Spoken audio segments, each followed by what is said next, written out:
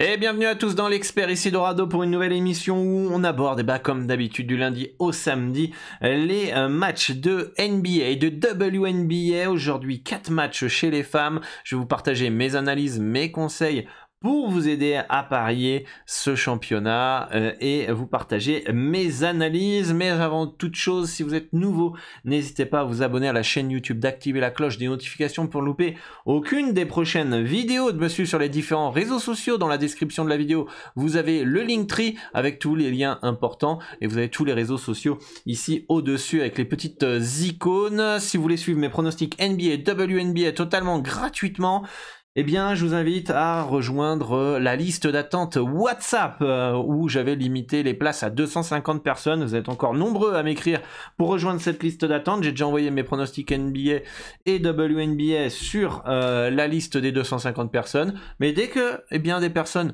ne vont pas respecter les règles ou seront exclus de la liste WhatsApp exclusive, eh bien vous serez ajouté, ou alors si j'en ouvre une deuxième. Donc n'hésitez pas à me contacter sur WhatsApp pour avoir mes pronostics NBA WNBA totalement gratuitement. Puis vous avez tous les liens importants si vous voulez progresser aussi dans les paris sportifs.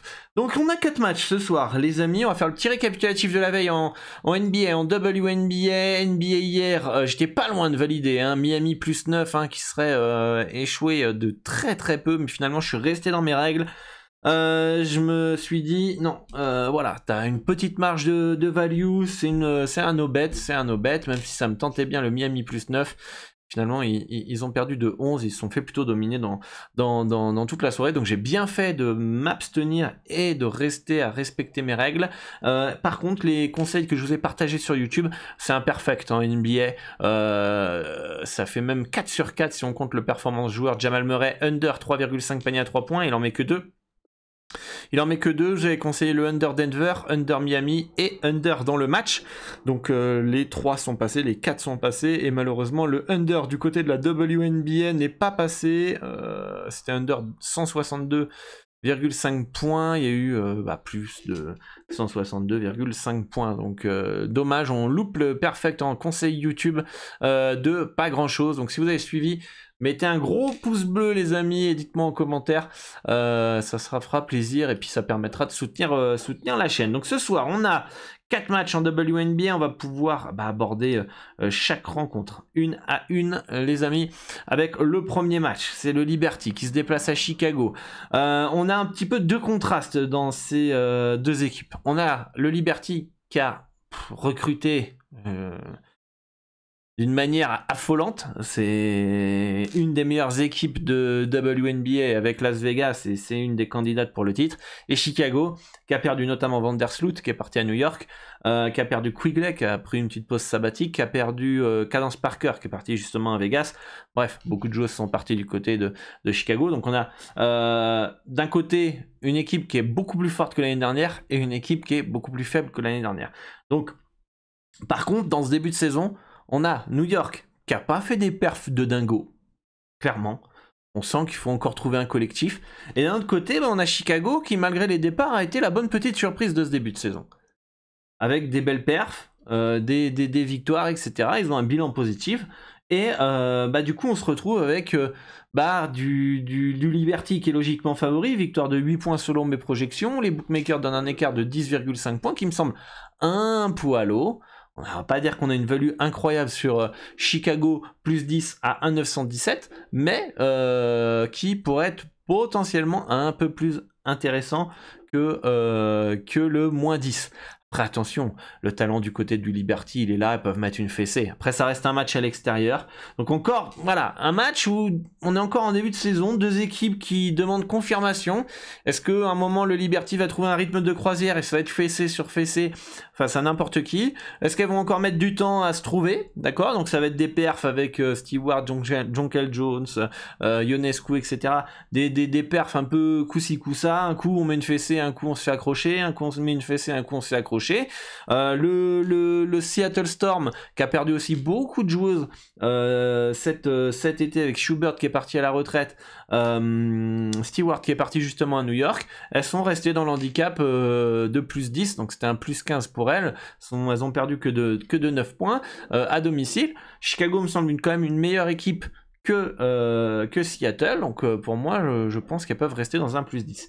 Après, je trouve quand même que le cut est un peu bas. On peut avoir de l'attaque et pas mal de possessions et de points dans cette rencontre. Donc, je préfère le over 158, qui a un peu baissé, qui était à 1,917 quand j'ai fait le slide, maintenant qui est à 1,909. Et peut-être le over, plus le over Chicago, over 73,5 à 1,90.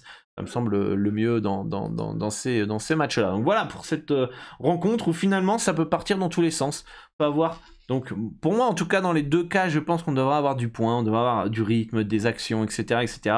Je parle plus que ça peut partir un peu dans tous les sens au niveau de l'handicap. Je pense que New York gagnera, ça fait peu de doute. Je serais quand même assez surpris de voir Chicago gagner cette équipe de New York. Sait-on jamais, c'est le sport. Après, est-ce qu'il y aura fessé ? Est-ce qu'il y aura suffisamment fessé pour que le moins 10 passe facile, ou est-ce que ça va être on domine la rencontre, il y a plus 10, plus 12, plus 15 pour le Liberty, relâchement en fin de match, ça finit à 8 points, 9 points de retard, d'avance, et voilà. Ou est-ce que ça va être un match où Chicago va les regarder les yeux dans les yeux, les regarder, et va craquer à un moment, et ça finit à plus 10 autour de l'handicap. Donc voilà, la value reste fine quand même sur Chicago plus 10. Mais on est plus proche d'une value sur cet handicap et on est plus sur des values over et over Chicago. Voilà pour ce match-là. Passons au deuxième avec les Mystics qui reçoit les Wings de Dallas. Une rencontre où le Mystics part favorite, logique, plus forte, plus complète, de l'expérience, etc., etc. Mais attention à Dallas, qui est porté par Angumbale, qui est peut-être le seul un peu danger de cette équipe de Dallas. C'est peut-être la problématique du Wings, c'est qu'elle dépend énormément de cette joueuse. Donc du coup, une fois qu'elle passe un peu à côté, tout de suite autour, c'est un peu plus compliqué. Et c'est là où elles peuvent se faire cueillir. Mais en tout cas, c'est une équipe Dallas qui lâche rien. C'est une équipe relou, chiante à jouer. Et il suffit que Washington les prenne un peu de haut. Et je pense que le plus 8 peut être intéressant. Donc moi, préférence sur le plus 8, j'ai une projection victoire de Washington 80-77, donc le plus 8 me semble value. Je trouve que le cut par contre est un peu haut, donc un under, plus un under dans ce match-là, un 917 que je vous ai fait le slide, maintenant il est à 909, et je pense que c'est Washington qui a son potentiel offensif depuis le début de saison, qui pour moi est surestimé, donc je préfère le under 87,5 points pour Washington, qui certes dans les bons soirs quand Elena Deledon est chaude, etc., va scorer potentiellement 90 points, mais je pense pas que... En tout cas, si le under 87,5 points passe pas, je pense que ça sera de peu, quoi. Ça sera de peu, c'est parce qu'elles auront marqué 90 points, 82 points, 92 points, pardon. Voilà, mais je vois pas Washington arriver à 100 points, et puis en fait, le over 87,5, il passe facile. Je pense que ça se jouera à pas grand chose si ça perd. Donc voilà pour ce match-là. Je pense qu'on devrait avoir un match un peu plus serré que ce que pensent les bookmakers. Les Aces de Las Vegas, les champions en titre qui reçoivent Atlanta, qui part logiquement favorite, victoire de 12 points selon les projections, 90-78. Le cut me semble un poil haut avec un under 173 points que je peux vous conseiller, qui a un peu baissé aussi, qui est à 1,877 alors que dans mon slide à 1,884. Donc le marché a l'air de partir légèrement sur ce under. Vegas devrait s'imposer sans trop de problèmes. Le moins 12 me semble plutôt bien placé, comme vous pouvez le voir, et au niveau du Toto équipe, ça paraît quand même bien placé. On a 92-80 et moi j'ai un 90-78. C'est plus ou moins le même score. Du coup la value elle est quand même assez fine sur le under 173 points, mais ça me semble un poil haut, et Vegas devrait s'imposer. Tout dépendra après de leur envie, de leur sérieux, etc. Parce qu'Atlanta peut très bien rester dans un handicap de plus 12 si Las Vegas les prennent un peu de haut. Et enfin, le dernier match qui est pas intéressant, c'est même Phoenix face aux Sparks de Los Angeles, où le Mercury part léger favorite, hein, avec un âge de moins 3,5 selon les books. Moi j'ai un écart 84-81, donc victoire de 3 points de Phoenix, qui me semble très bien placé. Deux équipes qui ont du talent, hein, que ce soit du côté du Sparks ou du Mercury. Logique que ce soit un match assez serré avec léger favorite à domicile Mercury.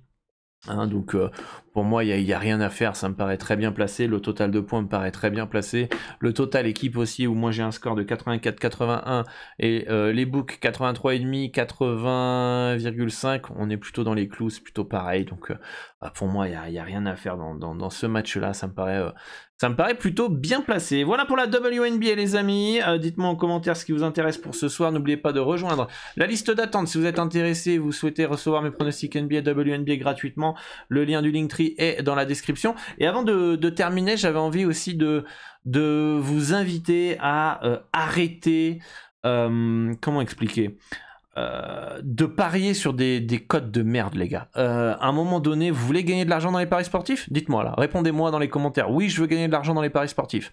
Eh bah putain, pariez sur les meilleures cotes les gars. Pariez sur les meilleures cotes parce que prenons un exemple. On va prendre un exemple. Dallas plus 8 à 1,934. Allez, on va prendre même un plus 7,5. Dallas plus 7,5 à 2. 2,02. Ok, on va aller sur nos amis de Wina. J'ai rien contre eux. Plus 7,5, 1,74. Il y a sur une mise de 10 euros, 3 euros de manque à gagner. 3 euros de bénéfice de manque à gagner sur simplement une mise de 10 euros. Je pense qu'ici, vous misez tous plus de 10 euros. Voilà, ou 10 euros, c'est vraiment un des minimums que vous misez. Okay, donc 3 euros de manque à gagner, de bénéfices en moins pour un seul pronostic gagné. Je vous laisse imaginer sur le long terme, vous faites calculer 3 euros multipliés par 1000 pronostics gagnés. Sur le long terme, ça fait 3000 euros que vous laissez de côté.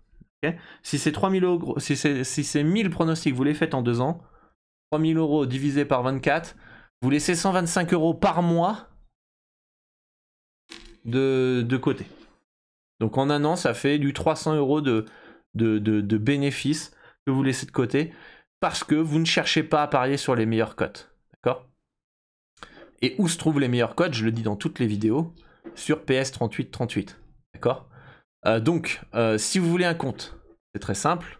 Dans la description, vous avez le Linktree, vous avez Bookmaker recommandé, tuto, augmente tes cotes avec PS3838, crée ton compte facilement. Il y a tout expliqué dans ce tuto-là. En quelques minutes, vous prenez 30 minutes pour bien suivre le tuto, bien faire les étapes, etc. Et vous avez votre compte et vous récupérez 3 euros sur une mise de 10 euros de manque à gagner.